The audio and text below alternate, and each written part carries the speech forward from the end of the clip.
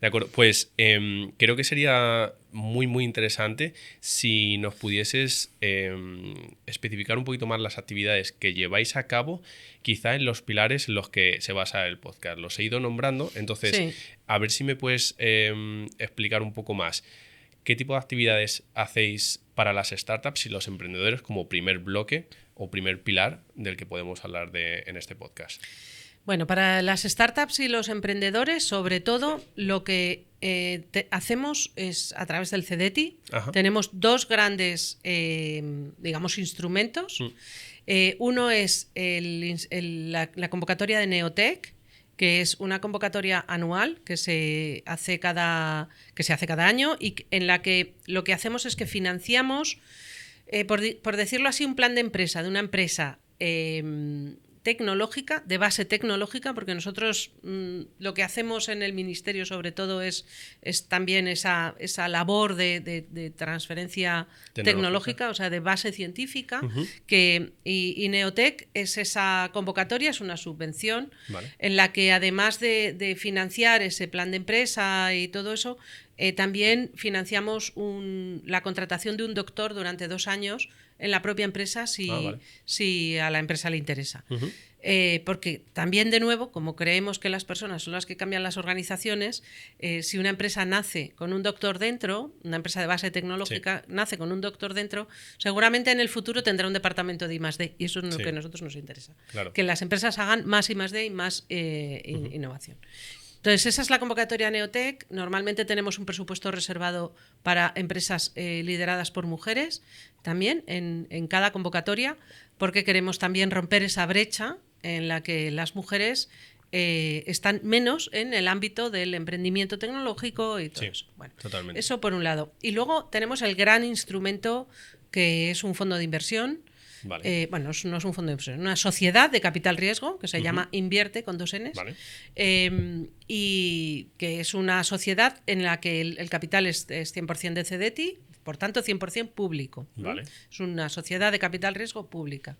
En esta sociedad tenemos principalmente 2 tipos de actuaciones.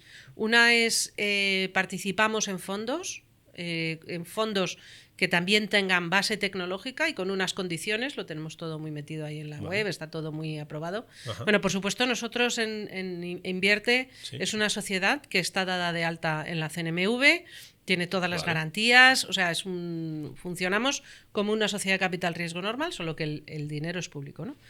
Y yo soy la presidenta también de eso. Ajá. Entonces, esa sociedad participa en fondos de fondos. Entonces, cuando una gestora va a abrir un fondo, pues yo no lo sé, por ejemplo, para Cleantech, ¿no? Para energías limpias, pues nosotros nos llaman y queréis participar, nosotros ponemos una parte de ese fondo.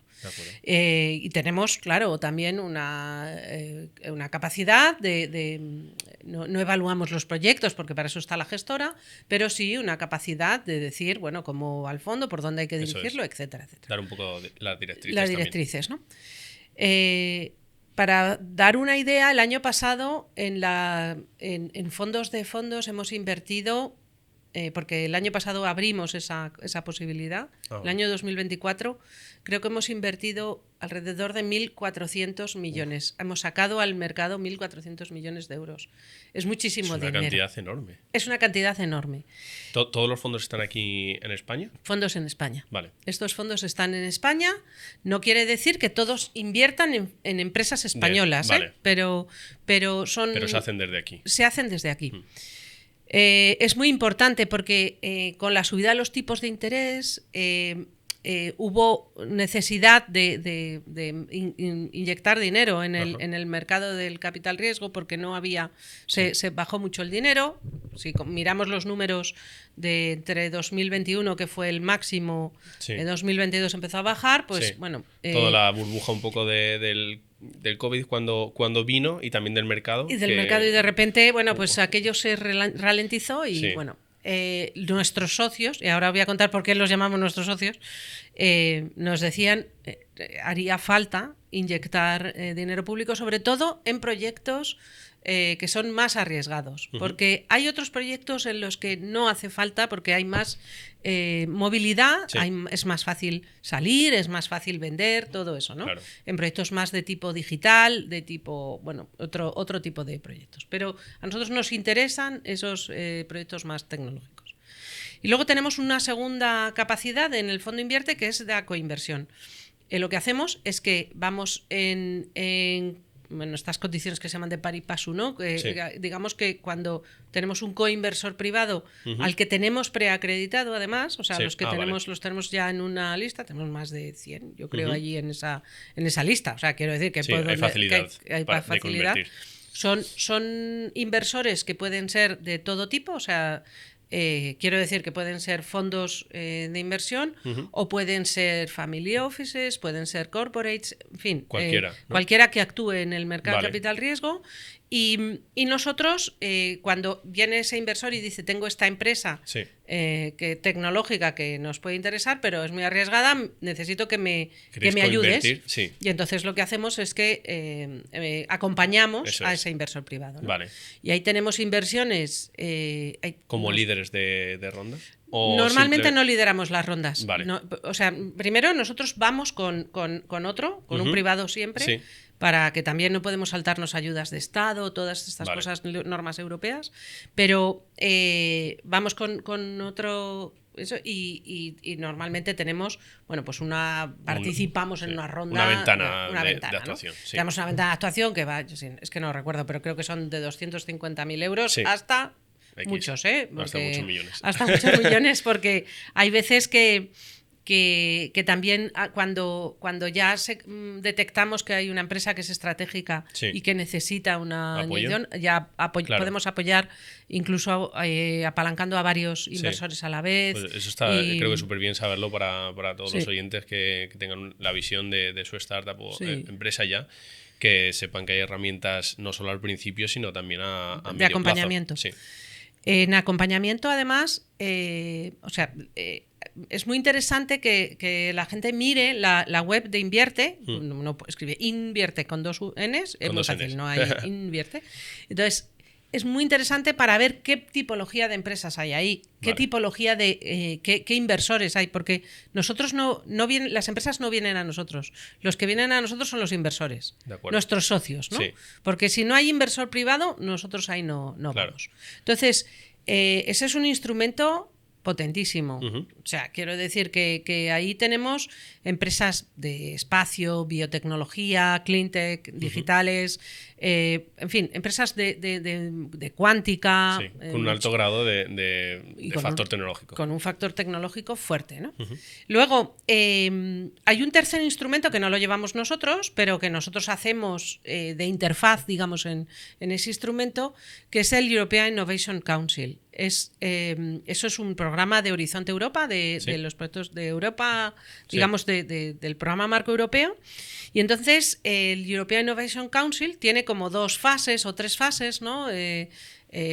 Los sellos de excelencia, en fin, ahí hay una serie de fases, pero la fase final, que es el EIC Accelerator, es muy interesante porque es esto que llaman un blended funding, ¿no? Que hay una parte que es una subvención y una parte que es equity, y entonces ahí ya están financiando proyectos también tecnológicos para hacer que las empresas despeguen, despunten y tengan y ya son con cheques más altos, ¿no?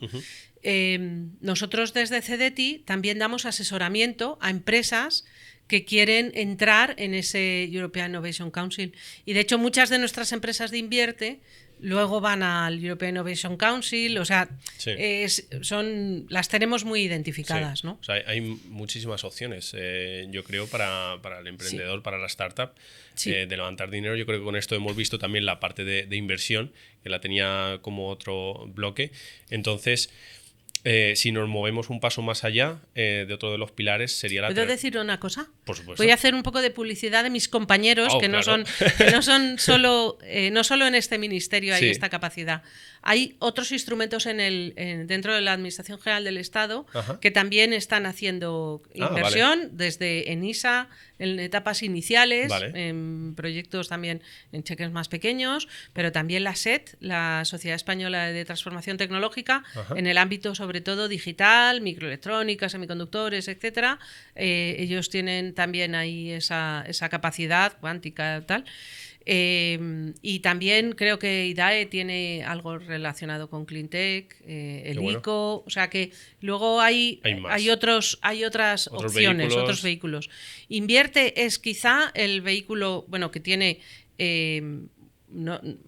que tiene, desde luego lleva ya bastantes años, pero además sobre todo lo que tiene Invierte es que nos dedicamos sobre todo a desarrollo tecnológico desde etapas muy tempranas hasta crecimiento, digamos, en empresas así. Luego en Invierte tenemos una inversión y esta ya es la última. Esto ya no es capital riesgo, esto sí que es riesgo, pero mucho. Vale. Mucho riesgo, ya pero el top del riesgo. El top del riesgo, pero esto es las cosas que tienen mucho riesgo pueden tener muchísimo impacto, ¿no? Entonces hemos montado una sociedad mercantil entre el CEDETI y dos farmacéuticas españolas que se llama Terafront Pharmaceutics. Es una nueva sociedad que nace con una capitalización de más de 70 millones de euros, es decir, no es una startup al uso, sino que es una sociedad mercantil que lo que va a hacer es que va a industrializar y comercializar terapias avanzadas para sacar algunos de los resultados que tenemos en la ciencia, sacarlos e industrializarlos. O sea, una especie de plataforma. Es como una plataforma y será, pero tendrá una capacidad industrial, sacará fármacos que pondrán Terafront Pharmatech para terapias avanzadas. No son fármacos, las terapias avanzadas son terapias individualizadas, medicina personalizadas, en fin, yo no entiendo mucho de eso, pero son complejas. Y la ventaja es que esta participación pública, que es el 49% de esa sociedad es pública, es que luego esos fármacos y esas terapias tendrán un precio más reducido en el Sistema Nacional de Salud. Qué bueno. Entonces esto es cerrar el círculo, ¿no? De la participación pública para ayudar también y para facilitar la vida a los ciudadanos. Pues este proyecto es muy bonito. Y además es innovar en la innovación, se llama. Es muy complicado, pero... Pues, lo que decías tú del riesgo al final, creo que se olvida un poco la palabra, porque dentro de... ya he dicho en varios episodios que en sí riesgo no me gusta porque traducido del anglosajón, que es venture capital, parece más aventura, ¿no? Y aquí, pero no hay que olvidar que al final es riesgo. Entonces, te puede salir bien o mal, pero cuanto más riesgo haya, seguramente mayor impacto tenga. Entonces, ojalá salga bien. La plataforma el consorcio es una idea maravillosa. También hay que agradecer, y hay que valorar muchísimo la valentía también de los dos socios privados, ¿no? Que son Rovi y Insud Pharma, quiero decir que son... Esto es público, por supuesto, porque es muy así, y ha sido muy complejo porque es una forma de hacer las cosas nueva, pero que veremos a ver si podemos replicarla en otros ámbitos, ¿no? Que también podría ser. Desde luego. Y tengo que decir que esto del riesgo y la aventura invierte, es decir, uno puede invertir en un proyecto de una startup tecnológica y perder todo lo que invierte. Esto es así porque forma parte del juego. Pero a largo plazo y en media, quiero decir, invirtiendo y diversificando la inversión, con Invierte le ganamos dinero. Sí, si puedo tiene que ser el así. objetivo. Le hemos ganado dinero, o sea que hasta ahora, desde luego, no solo el valor de las empresas que tiene Invierte en su cartera, que son muchas, son 250 me parece, es que ahora mismo ya no me acuerdo, el valor que tienen ahora respecto del que tenían pues es mucho mayor. La toma de decisiones ha ido bien. Claro, ha ido bien. Por supuesto, tenemos un equipo técnico estupendo ahí. Y luego los exit que hemos tenido en la sociedad, también pues le ganamos dinero. Claro. Moviéndonos otro pilar más, que es de los que más me gustan, transferencia tecnológica. Aquí porque tenemos un país lleno de centros tecnológicos y también de universidad, que entiendo que es muy importante hacer esta transferencia tecnológica. ¿Cómo ayudáis aquí a que haya una mejor transferencia y cómo apoyáis a los centros y las universidades? Bueno, esto ha sido uno de nuestros temazos desde el principio, desde que llegamos, ha sido temazo. Uh-huh. Entonces, de hecho, cuando llegamos al ministerio, detectamos que había esta necesidad. Por dar un dato, España es el 10º país aproximadamente publicando papers y el 28 en el ranking de innovación de la WIPO, ¿no? Entonces, bueno, en fin, tenemos un camino que recorrer, ¿eh? O sea, es mejorable. Sí, francamente mejorable. Entonces, cuando nos dimos cuenta de esto, bueno, no nos dimos cuenta. Claro, yo lo he vivido cada día en mi universidad, porque claro, yo luchaba contra el Paper Factory, ¿no? De algunos... Los que hemos estado en la academia se sabe que hay que evolucionar un poco. Hay que evolucionar eso, y darle salida a muchas de las ideas que se llevan a cabo. Y muchas cosas de las que hacíamos allí, yo decía, pues ¿tú cómo no vamos a colocarlo en algún sitio, a desplegarlo, ¿no? Además nosotros nos dedicábamos a la electrónica, que es una cosa práctica, ¿no? Que no es estar contando fotones, sino que es una cosa verdaderamente práctica, ¿no? Bueno, el caso es que cuando nos dimos cuenta de esa, pedimos un proyecto a la Comisión Europea que son unos proyectos para cambiar tus políticas o para mejorar tus políticas. La Comisión Europea te asesora. Uh-huh. Entonces, con esa idea, pedimos ese proyecto y el proyecto lo hicimos con la OCDE, con un equipo de la OCDE que fue maravilloso, y emitimos un informe que se publicó a principios de 2021, porque lo hicimos durante la pandemia, o sea, lo hicimos todo online. Uh-huh. Se entrevistó a un montón de gente. El informe está en la web de la OCDE, está en inglés y en castellano, o sea, está muy bien. Y luego tiene una hoja de ruta que decía la OCDE las recomendaciones que nos hacían. Nosotros de ahí lo que hicimos, extrajimos lo que nosotros podíamos y creíamos que debíamos hacer, adaptado a lo que podíamos hacer. Hicimos un plan de transferencia de conocimiento y colaboración, lo llamamos, uh-huh, que se aprobó en Consejo de Ministros en 2022, a finales de 2022. Ese plan está ya cubierto, está cubierto. Uh-huh. Quizá hay una cosa que no hemos hecho y que ahora la vamos a salvar, pero es que no puedo contarlo mucho porque todavía no... Está ahí en ascuas. Está en ascuas y el mes que viene creo que se va a poner en marcha. Y ese plan, pues en ese plan entra desde los fondos de transferencia de Invierte, las actividades de Neotec, de pon un doctor en Neotec, uh-huh, algunos aspectos también relacionados con los incentivos, con medir, con cómo medimos la innovación, la transferencia de tecnología, etc. Muy importante. Bueno, las ayudas que damos a los centros tecnológicos, que son en sí mismos elementos de transferencia, etc. Después de esto, cuando en el cambio de gobierno, en el cambio de estructura del ministerio, se creó una dirección general que lleva el nombre de, coordinación, evaluación y transferencia de conocimiento, lo llamamos. Uh-huh. Que la lleva Elisa Rivera, que era mi jefa de gabinete aquí antes. Entonces, Elisa y yo, como hemos trabajado mano a mano muchos años, pues ahora seguimos trabajando mano a mano, ¿no? Claro. Y ahora ella es la responsable de todo lo que tiene que ver con la transferencia, pero claro, al final estamos muy de cerca. Exacto. Nos llevamos muy de cerca ella y yo porque tenemos mucha... Las temáticas entiendo que solapan mucho. Se solapan mucho, ¿no? Y la verdad es que la ministra, cuando tomó posesión en esta legislatura, dijo: la transferencia es nuestra labor ahora. Sí. Y esto es muy importante. Entonces ahí estamos haciendo muchas cosas. Queremos poner en marcha el sexenio de transferencia, ese que hicimos un piloto al principio. Y ahora queremos que ya no sea un piloto, sino que sea de verdad, porque creemos que los incentivos son fundamentales. Sí. Los incentivos en los investigadores son fundamentales. Sí. Creemos que hay que ayudar con todos esos fondos, con todo eso.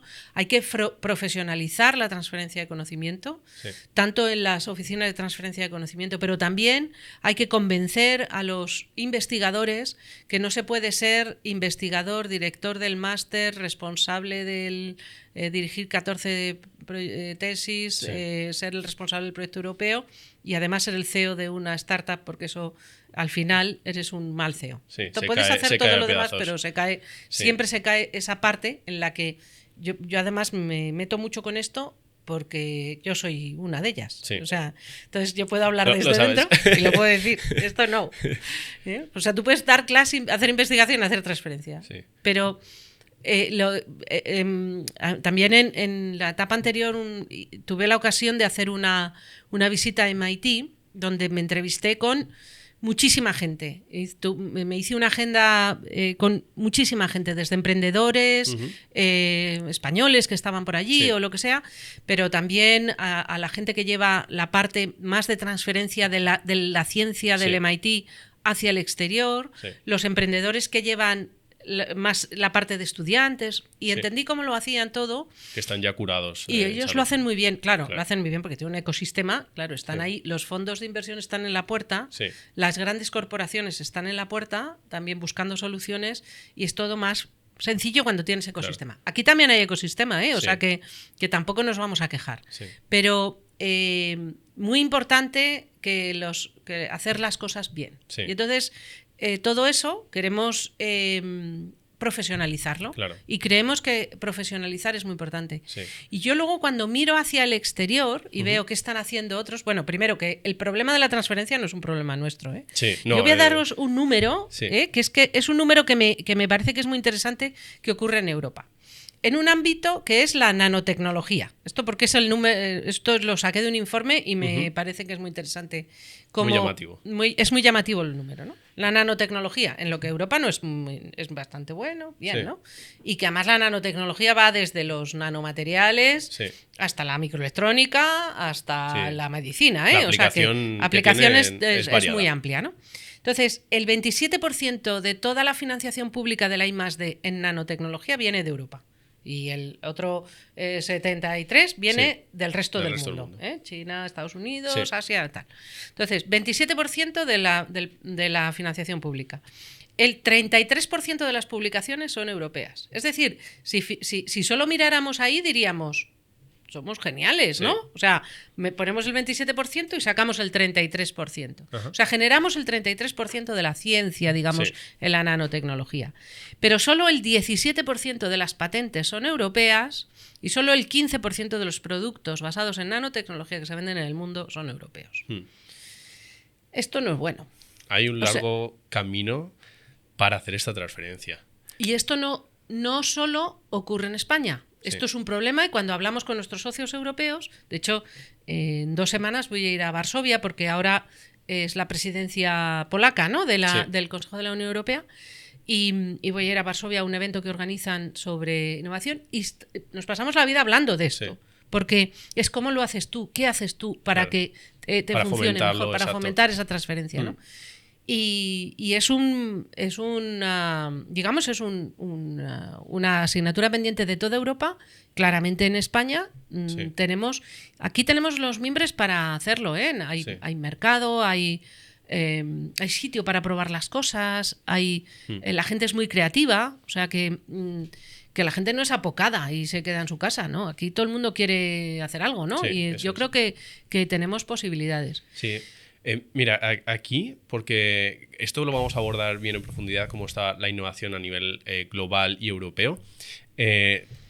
Me gustaría abrir un melón pequeñito contigo y está relacionado con lo que has estado contando de la transferencia tecnológica. Al final se necesita, como en cualquier otro ámbito, poner dinero, esto es así, pero también hace falta retener y atraer el talento que se nos está yendo de España. Muchísimos jóvenes y no tan jóvenes que se van buscando oportunidades.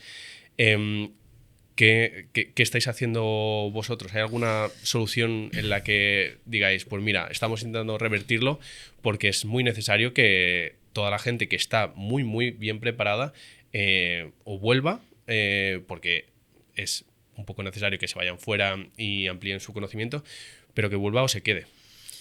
Bueno, yo creo que esto está cambiando considerablemente, ¿eh? O sea, esto está cambiando muchísimo. A ver, primero, el mundo es pequeño. De cuando yo acabé la carrera, que hubo 2 de mi clase que se fueron fuera y eran como si fueran, vamos, a la luna, Sí. y ahora, bueno, yo he ido viendo todas estas evoluciones en la universidad, porque Sí. claro, veía lo que hacían mis alumnos, ¿no? Ajá. Ahora que, bueno, claro, ahora irse fuera es muy sencillo, es muy fácil, es muy atractivo en muchos Sí. casos, y también forma parte de un proyecto personal, de un proyecto profesional Sí. y personal también, ¿no? Porque yo, desde luego, si ahora tuviera 25 años, me iba a las chimbambas, ¿no? No sé, a ver qué pasa, ¿no? Por ahí fuera. Sí. Pero cuando yo era joven eso no era tan fácil. Bueno, pero en cualquier caso, o sea, hay una parte de proyecto personal y profesional.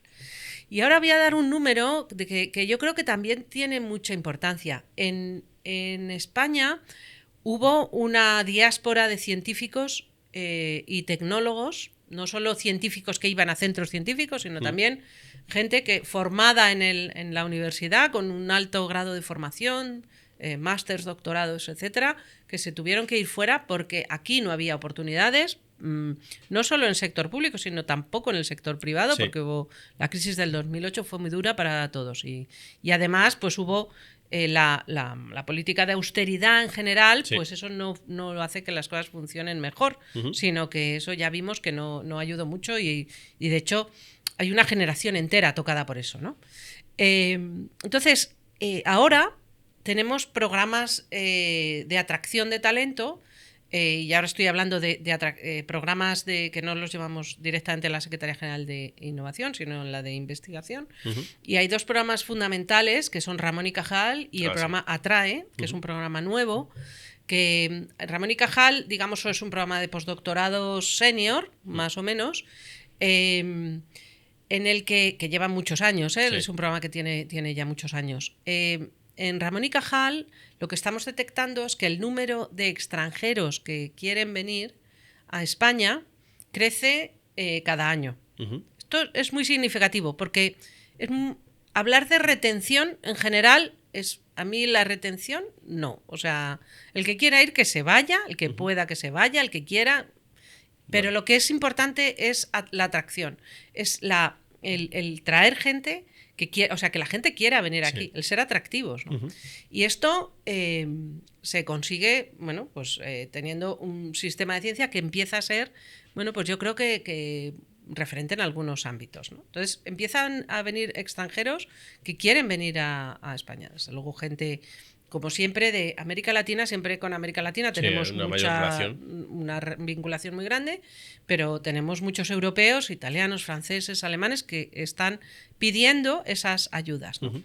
En el programa Atrae, que es un programa ya de R4, ya digamos del máximo nivel, en el que además se da mucha libertad a las instituciones, porque es un programa en el que me parece que es como 1 millón de euros para 3 o 4 años, es que yo no lo llevo directamente, pero en ese programa, con ese 1 millón de euros hay que pagar el salario del investigador que viene, que tiene un mínimo además bastante alto, o sea que tiene que ser un salario bastante competitivo, y además el resto de la financiación tiene que ir al laboratorio, a contratar postdocs o lo que sea, ¿no?